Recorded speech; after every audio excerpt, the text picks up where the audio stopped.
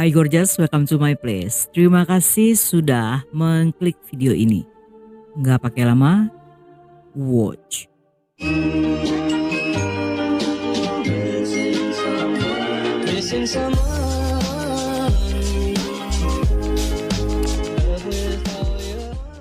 Siapa yang bilang kalau cerita kriminal nggak bisa seru dan juga lucu? Di Mabar Kriminal, kamu bisa dapetin dua-duanya. Selain ceritanya yang lengkap, detail, dan bikin kamu ketagihan, tapi yang makin bikin seru itu, karena di sana hostnya bersuara empuk dan suka ngomel dan juga imut. So, kalau mau cerita seru dan ditemani host kece, langsung aja subscribe di Mabar Kriminal. Dijamin kalian gak cuma nonton, tapi juga menambah pengetahuan, terutama tentang dunia yang penuh tipu-tipu ini. Pria tampan ini bernama Suhaib Ilyasi, yang pernah sangat populer di India. Dia dikenal sebagai pembawa acara TV yang berjudul India Most Wanted. Acara ini merupakan sebuah program yang mengangkat kasus-kasus kriminal dan juga membantu pihak kepolisian dalam menangkap buronan. Namun di balik sosoknya yang tegas dan heroik di layar kaca, tersimpan sebuah kisah yang mengguncang publik. Karena pada tahun 2000, istri Suhaib yang bernama Anju ditemukan tewas di dalam rumah mereka. Awalnya kematian Anju dianggap sebagai kasus bundir. Namun seiring berjalannya waktu, mulai muncul berbagai kejanggalan. Yang karena hal inilah keluarga Anju mulai angkat bicara. Mereka menuduh Suhaib melakukan KDRT dan juga menyembunyikan fakta yang sebenarnya. Tuduhan demi tuduhan mulai bermunculan, dan publik yang dulu mengaguminya, seketika kini mulai meragukannya. Dan dalam waktu singkat kasus ini pun menjadi sorotan nasional. Karena bagaimana mungkin jika seorang jurnalis kriminal yang membantu mengungkap kejahatan justru dituduh telah melakukan pembunuhan.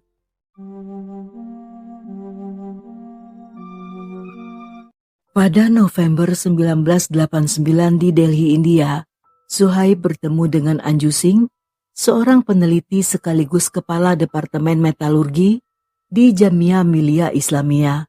Suhaib adalah anak dari Jamil Ilyasi yang merupakan ulama terkenal dan juga pemimpin organisasi Islam terbesar di India. Yang dalam pertemuan tersebut, keduanya saling jatuh cinta pada pandangan pertama. Keduanya dikenal sama-sama cerdas, yang dalam waktu singkat memutuskan untuk menjalani hidup bersama. Namun cinta mereka tidak berjalan mulus karena adanya perbedaan agama. Sehingga keluarga dari kedua belah pihak tentunya menolak hubungan tersebut.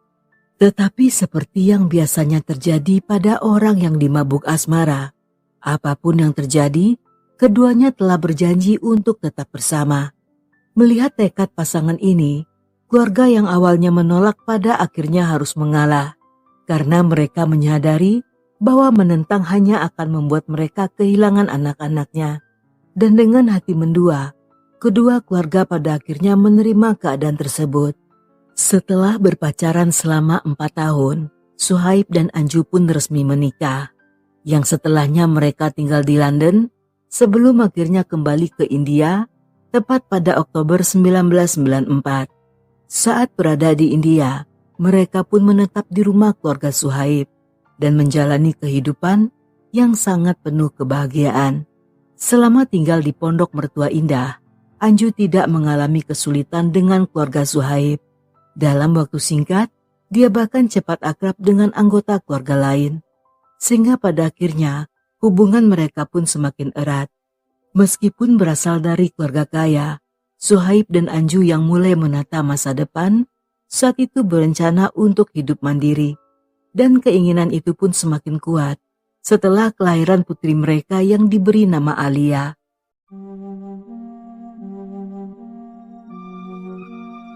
Untuk mencapai impian tersebut, mereka mulai berpikir untuk mengerjakan sebuah proyek besar. Dan karena memiliki latar belakang jurnalis serta media, Suhaib dan Anju ingin lebih fokus pada acara televisi yang saat itu sedang berkembang di India. Terinspirasi dari sebuah program bernama Crime Stoppers, mereka pun berpikir untuk membuat acara serupa di India dan menjadi pelopor program investigasi. Dengan penuh semangat mereka mulai merekam beberapa episode percobaan dengan Anju sebagai pembawa acaranya. Namun sayangnya, ketika ditawarkan ke berbagai stasiun televisi, semua menolak program tersebut karena tidak yakin akan menjadi sukses. Terutama bagi para pemilik stasiun yang merasa acara ini terlalu beresiko dan juga enggan untuk mengambil peluang. Ditambah lagi mereka tidak yakin apakah orang-orang akan tertarik mendengar kisah kejahatan, terutama kasus dingin yang belum terpecahkan. Setelah beberapa tahun selalu mendapat penolakan, pada akhirnya di tahun 1998, sebuah saluran TV yang cukup besar bernama ZTV saat itu setuju untuk menayangkan program tersebut. Hanya saja mereka memberikan satu syarat bahwa Suhaib lah yang harus menjadi hostnya untuk menggantikan Anju. Mendengar permintaan tersebut pada awalnya Suhaib sempat menolak, karena walau bagaimanapun ide acara ini berasal dari Anju. Namun Anju yang tidak ingin kehilangan kesempatan saat itu merasa setuju dan berharap program tersebut sukses agar mereka memiliki penghasilan yang stabil. Lagi pula dalam masa-masa tersebut, dia ingin lebih fokus dalam mengurus Alia. Namun seiring berjalannya waktu, Anju mulai merasa tidak percaya diri. Dia pun mulai merasa bahwa sebelumnya program tersebut selalu ditolak adalah karena dirinya yang menjadi host. Dan ketika pada akhirnya program tersebut diterima, satu-satunya perubahan adalah dengan mengganti Suhaib menjadi hostnya. Yang dengan semua pikiran tersebut, Anju pun merasa bahwa idenya telah dicuri karena dialah yang pertama kali mencetuskan serta membahas konsep program tersebut. Dan situasi pun semakin rumit ketika tanpa diduga program tersebut ternyata menjadi sukses besar. Dengan tampilan Suhaib yang menarik serta profesional, dalam waktu singkat acara tersebut menjadi sangat populer. Bahkan pihak kepolisian tidak keberatan dengan keberadaan Suhaib yang telah ikut membantu memecahkan banyak kasus kejahatan. Dan hal ini bisa terjadi karena hanya sesaat setelah setiap episode ditayangkan, polisi akan mendapat informasi dari para pemirsa. Dan berkat Suhaib, mereka berhasil menangkap banyak penjahat atau para buronan yang telah lama kabur. Akibatnya masyarakat mulai melihat Suhaib sebagai pahlawan dan menjadi salah satu orang paling terkenal di India.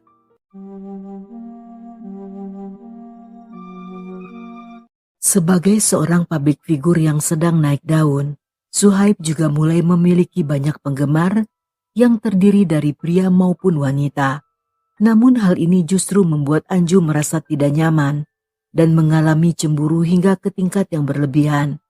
Yang bahkan jika ada seorang wanita yang tidak mereka kenal, tiba-tiba mendekat hanya untuk bertanya arah pada suaminya, maka Anju akan menganggapnya sebagai tanda perselingkuhan. Namun yang sebenarnya terjadi, jauh sebelum adanya program ini, ternyata pernikahan mereka sudah bermasalah. Karena di tahun 1995, saat itu Anju sempat ingin bercerai dan pergi ke London untuk tinggal bersama adik laki-lakinya yang bernama Prasan. Namun Prasan yang justru mengagumi Suhaib, saat itu berhasil meyakinkan Anju dan mengatakan bahwa Suhaib adalah suami terbaik yang bisa dia miliki. Merasa perkataan adiknya benar, sehingga setelah 6 bulan tinggal di London, pada akhirnya Anju memutuskan untuk kembali ke India. Dan dengan adanya permasalahan program serta penggantian host, seketika hal ini kembali memicu masalah serta kecemburuan di dalam diri Anju. Sehingga kali ini, dia kembali memutuskan untuk meninggalkan Suhaib dan pergi ke Kanada untuk tinggal bersama kakak perempuannya yang bernama Rasmi. Sebagai seorang suami, Suhaib tidak keberatan jika Anju ingin menghabiskan waktu bersama saudaranya. Tetapi sebagai seorang ayah, dia tidak tahan jika harus berjauhan dari Alia. Yang karena hal inilah, dia pun pada akhirnya menyusul ke Kanada dan membujuk Anju untuk kembali berbaikan. Saat itu dia bahkan berjanji akan melakukan apapun yang diinginkan sang istri, dengan tujuan agar bisa kembali bersama, terutama agar bisa membawa Alia pulang. Setelah kembali berbaikan, Semua orang melihat bahwa hubungan mereka tampak membaik dan seolah semua yang rusak telah diperbaiki. Namun pada kenyataannya, sesuatu yang telah pecah tentunya tidak pernah bisa untuk diperbaiki sepenuhnya.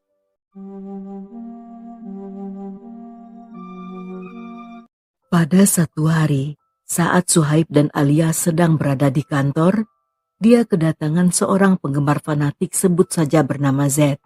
Z sendiri seringkali muncul di acara-acara yang dihadiri oleh Suhaib, yang karena hal inilah dengan ramah Suhaib mengizinkannya masuk. Yang di saat itu, Z menunjukkan sebuah album foto di mana mereka sering berfoto bersama.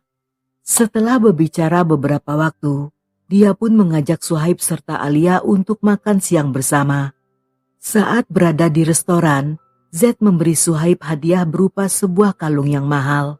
Pada awalnya Suhaib menolak, namun pada akhirnya menerima pemberian tersebut. Setelah Z mengatakan bahwa kalung itu merupakan tanda cinta dan juga terima kasihnya sebagai seorang penggemar.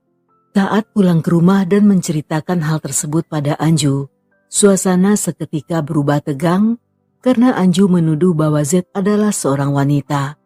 Walaupun Suhaib berkali-kali meyakinkan jika Z adalah pria, tetapi pertengkaran terus berlanjut dan Anju bahkan mengkritiknya karena terlalu mudah berhubungan dengan orang asing. Agar Anju lebih tenang, Suhaib pun berjanji akan mengembalikan kalung serta menghindari pertemuan dengan Z.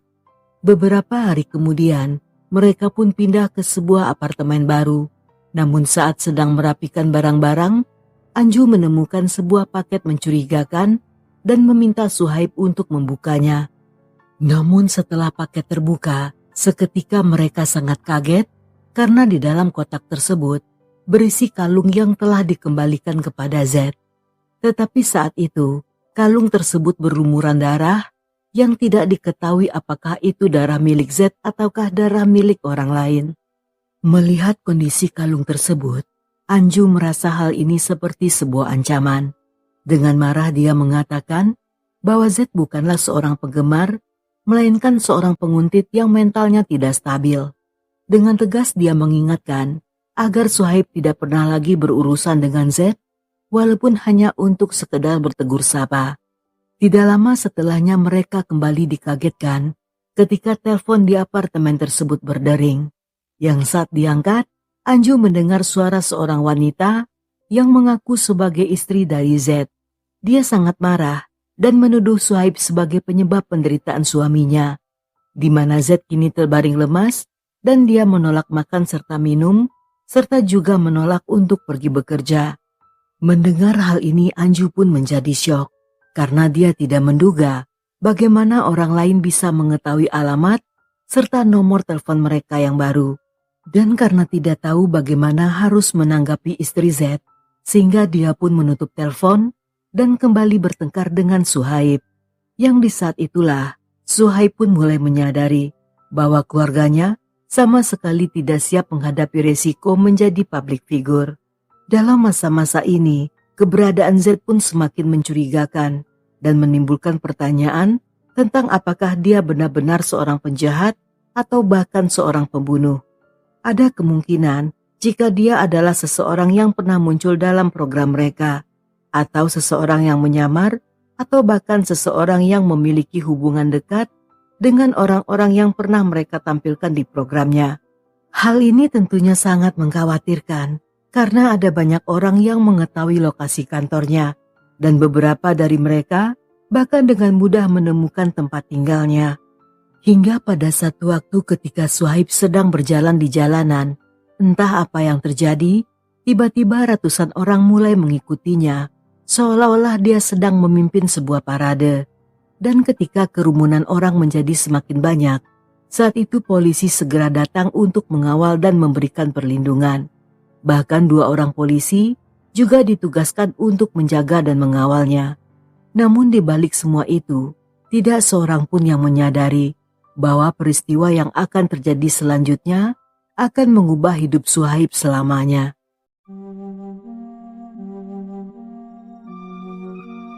Pada pagi hari di tanggal 10 Januari 2000, Suhaib bekerja seperti biasa di kantornya, yang karena kelelahan, dia tertidur di meja sejak jam 4 sore dan baru terbangun sekitar jam 8 malam.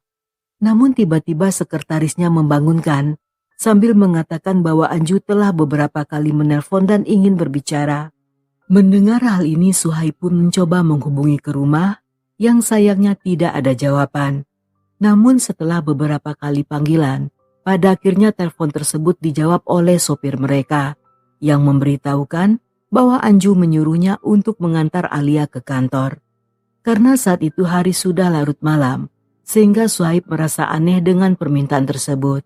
Dia pun meminta sopir untuk membatalkan perintah itu dan berjanji akan segera pulang. Sebelum pulang ke rumah, Suhaib menyelesaikan sedikit pekerjaan.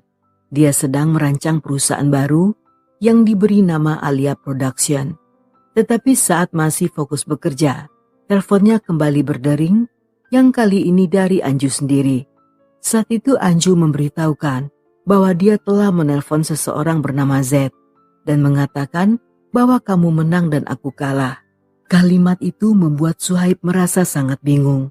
Tetapi di saat dia mencoba memahami maksudnya, saat itu Anju hanya berkata bahwa dia akan menjelaskannya di saat Suhaib pulang.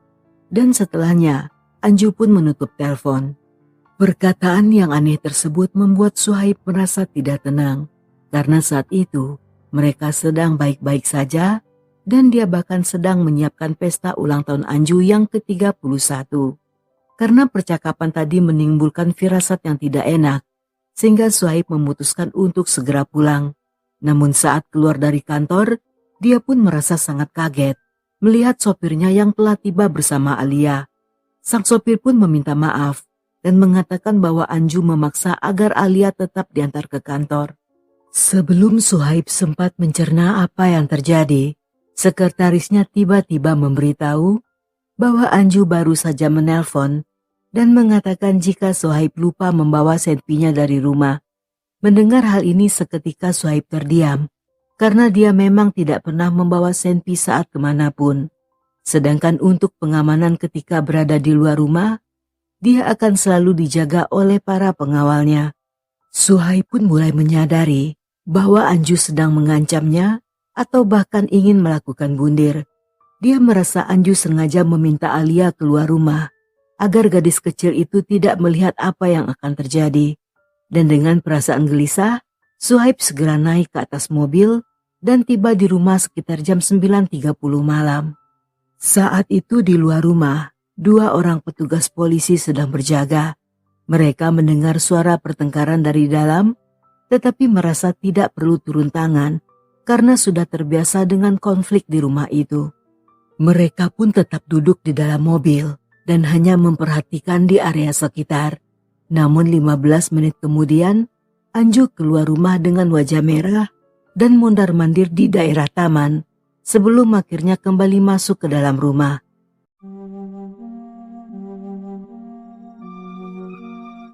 Sekitar jam 11.30 malam, 2 orang pria bernama Fauzi dan Amir datang. Mereka mengaku sebagai tukang cukur yang dipanggil Suhaib untuk gunting rambut demi persiapan syuting. Setelah diperiksa, keduanya pun diizinkan masuk. Namun 5 menit kemudian, mereka tampak keluar lagi. Petugas yang merasa heran mulai menanyai mereka. Yang keduanya menjelaskan bahwa saat mereka akan mencukur rambut, tiba-tiba Anju keluar sambil berteriak dalam bahasa Inggris. Suhaib pun segera membawa Anju masuk ke kamar sebelah, yang di sana mereka kembali bertengkar. Dan tidak lama kemudian, Suhaib pun keluar dan meminta keduanya untuk segera pergi. 30 menit kemudian petugas yang bernama Satajaran, yang biasanya menunggu perlengkapan tidur dari Suhaib, saat itu menyadari jika pria itu tak kunjung keluar rumah. Namun saat dia mulai khawatir, tiba-tiba Suhaib muncul dengan wajah pucat dan ketakutan, yang di saat bersamaan terdengar jeritan keras dari dalam rumah. Petugas pun segera masuk dan menemukan Alia menangis ketakutan. Sedangkan Anju tergeletak di lantai memakai baju kaos biru yang baju tersebut dipenuhi dengan cairan merah. Suhaib yang panik saat itu terus mengatakan bahwa Anju telah melukai diri sendiri dan petugas pun berusaha menghentikan pendarahan dengan mengikat perut Anju menggunakan kain dan setelahnya membawa wanita itu ke dokter. Selama dalam perjalanan, Anju yang sadar memohon untuk diselamatkan dan dia tidak menyebutkan apapun tentang Suhaib. Setibanya di rumah sakit, Suhaib mendesak agar istrinya ditangani langsung oleh dokter kepala. Namun sayangnya, saat itu yang tersedia hanya dokter jaga. Saat kain penutup dibuka dan dokter melihat luka tusuk, Suhaib awalnya mengatakan Anju mungkin memakan sesuatu yang tidak baik. Dan ketika ditanyai lagi, dia pun menjawab bahwa mungkin Anju terluka oleh benda tajam. Dan akibat memberi informasi yang keliru ini, sehingga membuat dokter kehilangan waktu berharga. Pada jam 00.26 dini hari, di tanggal 11 Januari 2000, Anju pun dinyatakan meninggal dunia. Kematian itu pun seketika menyita perhatian publik. Bahkan polisi, CBI, dan tim investigasi kriminal saat itu mulai menyelidiki seluruh kejadian. Setelah kejadian tersebut, Suhaib sendiri tidak pulang ke rumah. Dia tinggal di rumah mertuanya sambil menunggu hasil dari otopsi. Karena pada masa itu, kematian akibat luka tusuk jarang dianggap sebagai bundir, sehingga hasil otopsi akan menjadi kunci penting untuk memastikan apakah luka tersebut dilakukan oleh Anju sendiri ataukah oleh orang lain. Dan karena hal inilah, polisi pun mulai menjadikan Suhaib sebagai tersangka utama. Mereka pun mendatangi rumah mertuanya untuk melakukan interogasi dan menyelidiki apa yang terjadi di antara jam 10.30 hingga jam 11.30 malam.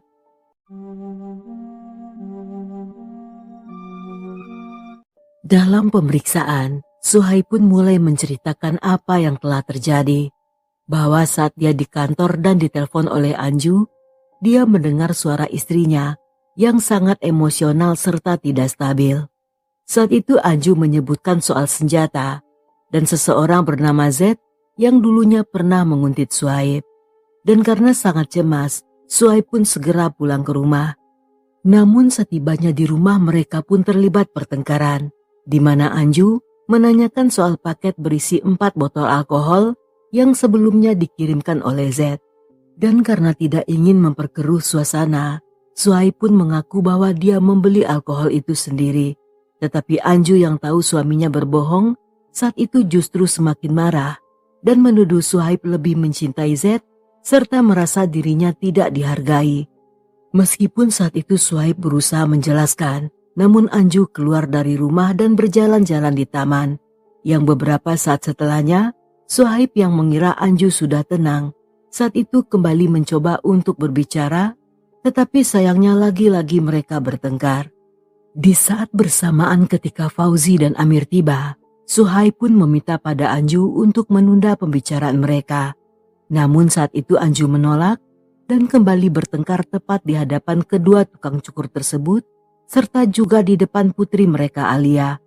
Karena merasa malu, pada akhirnya Suhaib membatalkan untuk cukur rambut dan meminta pada Fauzi serta Amir untuk segera pergi.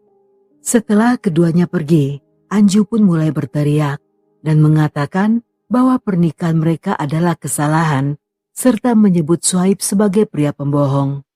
Ketika Suhaib mencoba menenangkan, matanya sempat tertuju pada tempat tidur, dan dia pun sangat kaget melihat sarung senpi yang tergeletak tanpa isi, dan senpi itu telah berada di dalam tangan istrinya. Namun dia lebih kaget lagi saat melihat Anju mengarahkan senpi ke kepalanya sendiri, yang kemudian diarahkan pada Suhaib.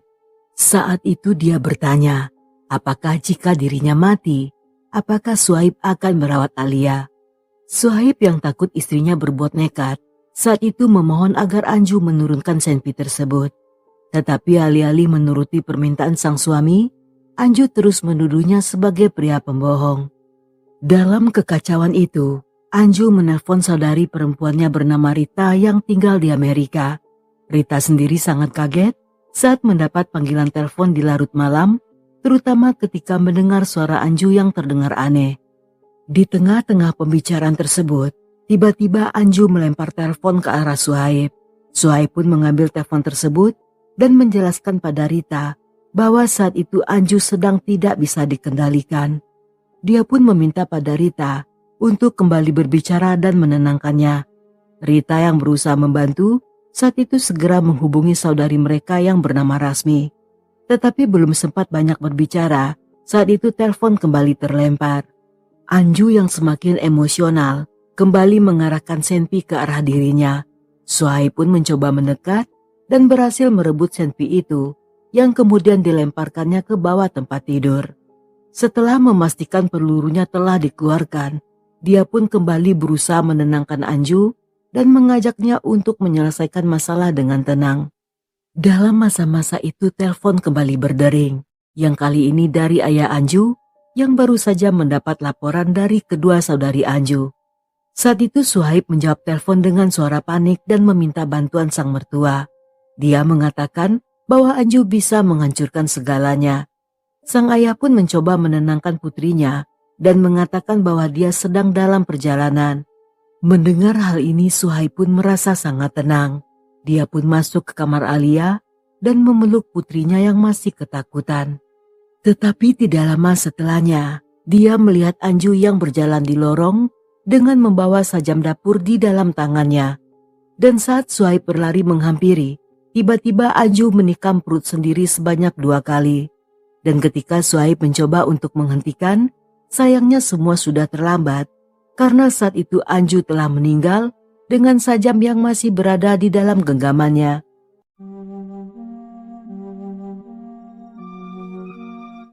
Dalam persidangan, Suhaib memberikan kesaksian sambil menangis bersama ayah mertuanya. Saat itu ayah Anju mengatakan bahwa walaupun putrinya cerdas, tetapi dia sangat labil dan memiliki masalah emosional yang serius. Namun karena dalam budaya India, membicarakan masalah kesehatan mental masih dianggap tabu, sehingga hal ini hanya diketahui oleh keluarga mereka. Dan dalam pernyataan tersebut, polisi meyakini bahwa kesehatan mental Anju dianggap sangat serius. Berdasarkan hasil otopsi forensik menyatakan, jika Anju memiliki 2 buah luka yang masing-masing sepanjang 10 dan 15 cm. Yang kedua luka tersebut mengenai tepat ke organ vitalnya, sedangkan pada pisau itu hanya ditemukan sidik jari milik Anju sendiri. Hal ini juga didukung oleh ibu Anju yang menyatakan bahwa walaupun putrinya cepat marah, namun rumah tangganya dalam kondisi baik-baik saja. Dan dia juga menegaskan bahwa Suhaib tidak terlibat dalam kematian Anju. Dan dengan adanya kesaksian ini, Suhaib pun dinyatakan tidak terlibat dalam kematian Anju dan pria itu pun juga dibebaskan. Tetapi sayangnya kebebasan tersebut hanya sementara, karena 2 bulan kemudian Suhaib kembali ditangkap dengan tuduhan melakukan KDRT demi untuk meminta mahar pernikahan. Laporan tersebut diajukan oleh kakak Rasmi dengan mengirim sebanyak 31 lembar dokumen yang isinya menuduh Suhaib telah melakukan penipuan dan kekerasan serta membuat Anju depresi. Suhaib tentu saja merasa kaget karena keluarga Anju yang sebelumnya mendukung saat itu justru berbalik menuduhnya. Namun bagi polisi tuduhan tersebut tidak beralasan karena keduanya sama-sama berasal dari keluarga kaya dan menikah atas dasar cinta, yang artinya bagi kedua keluarga mahar bukanlah hal yang akan menjadi masalah. Dan ketika Rasmi mengatakan bahwa Anju ingin menceraikan Suhaib serta pindah ke Kanada, polisi pun mulai semakin curiga. Terutama karena di saat itu, keluarga Anju tampaknya terpecah menjadi 2 bagian.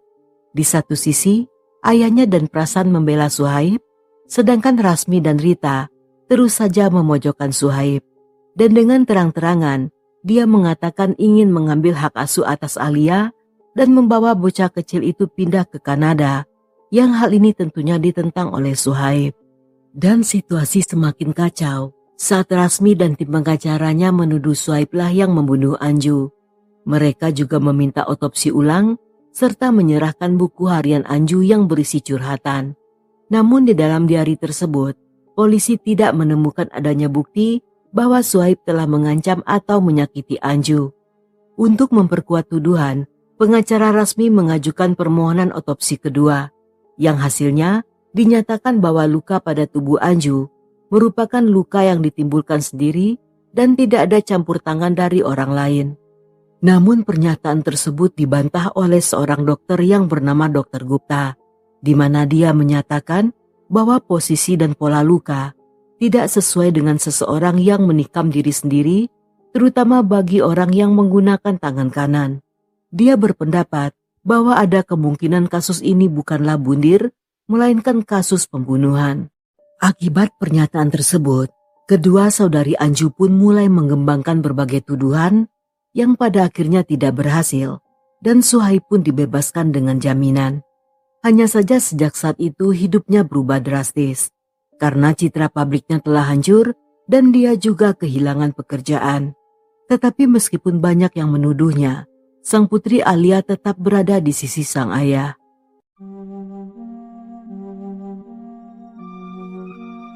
Di tahun 2011, jaksa mengajukan permintaan otopsi ulang dengan menggunakan tim dokter yang baru, yang hal ini disetujui oleh hakim. Keputusan tersebut tentunya mengejutkan banyak orang, karena dalam kasus-kasus serupa tidak pernah diadakan otopsi ulang, terutama kasus tersebut telah berlalu sejak 11 tahun yang lalu. Dan hasil setelah otopsi menyatakan bahwa kasus ini merupakan kasus pembunuhan. Dan lagi-lagi, hal tersebut membuat Suhaib kembali menjadi sorotan media. 6 tahun setelahnya, pengadilan Delhi menyatakan jika Suhaib bersalah dan dia pun divonis hukuman penjara seumur hidup. Mendengar putusan tersebut, sang putri Alia menangis histeris, sedangkan Suhaib terus meyakinkan jika dirinya tidak bersalah. Dan di tempat lain, bibi serta nenek Alia justru sedang merayakan hasil vonis tersebut. Meskipun di penjara, namun Suhaib yang tidak menyerah saat itu mengajukan banding ke Mahkamah Agung. Yang setelah meninjau ulang semua bukti, hakim menyatakan bahwa otopsi kedua tidak sah karena telah dilakukan tanpa mempertimbangkan laporan polisi dan bukti-bukti lainnya. Dan pada 5 Oktober 2018, Suhaib dinyatakan tidak bersalah serta dibebaskan dari penjara. Karena berdasarkan putusan hakim, hal ini dilakukan karena jaksa dianggap telah gagal membuktikan kesalahan Suhaib. Dengan bebasnya sang ayah, Alia pun merasa bahagia sekaligus juga menyesal bahwa tidak ada hukum yang bisa menjerat orang-orang yang telah mencemarkan nama baik ayahnya. Meskipun saat itu, Rasmi masih berusaha keras mengambil Alia dari ayahnya, tetapi gadis itu tetap memilih tinggal bersama sang ayah. Dan walaupun telah berlalu lebih dari 2 dekade, namun kasus Suhaib dan Anju tetap menjadi salah satu kasus paling kontroversial di dalam sejarah hukum India.